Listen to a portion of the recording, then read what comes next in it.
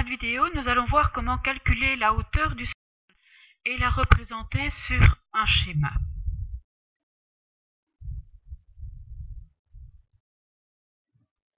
Nous commençons par un petit rappel.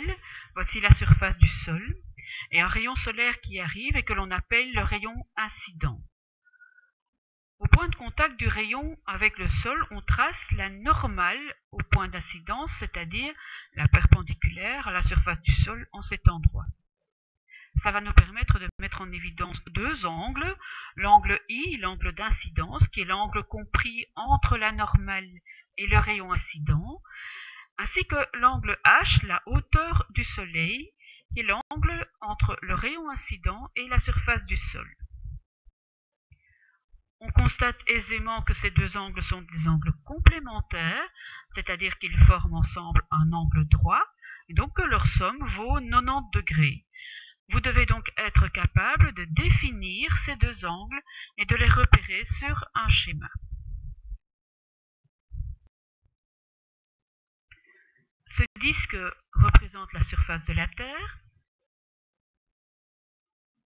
On y trace horizontalement le plan de l'écliptique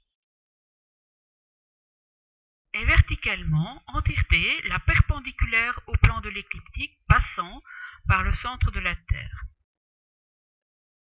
Ça permet de construire l'axe de rotation de la Terre, axe de rotation qui est incliné d'un angle de 23 degrés 27 minutes par rapport à la perpendiculaire à l'écliptique.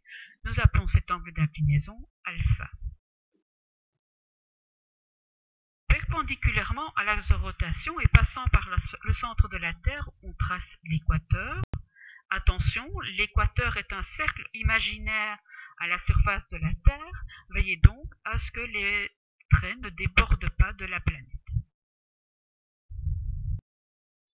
À l'étape suivante, il faut positionner la localité pour laquelle on cherche à calculer la hauteur du Soleil.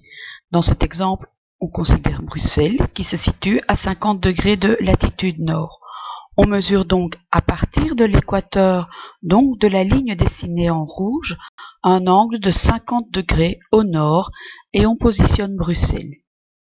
On peut faire de même de l'autre côté de la Terre, toujours à 50 degrés de latitude nord. Pour savoir laquelle de ces deux positions doit être retenue, il faut se référer à la date.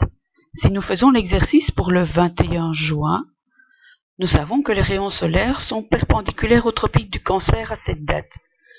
Selon la façon dont la Terre a été dessinée ici, c'est donc de droite que viennent les rayons solaires que nous considérons parallèles entre eux.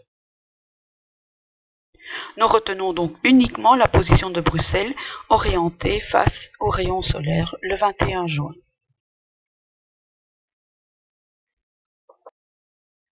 Ensuite, on construit la tangente au cercle passant par la ville. Celle-ci représente la surface du sol. Cette tangente est donc perpendiculaire aux rayons partant du centre de la Terre et passant par Bruxelles. Puis, on dessine un rayon solaire arrivant précisément sur la ville en question. Sur le schéma, on indique l'angle d'incidence et la hauteur du soleil.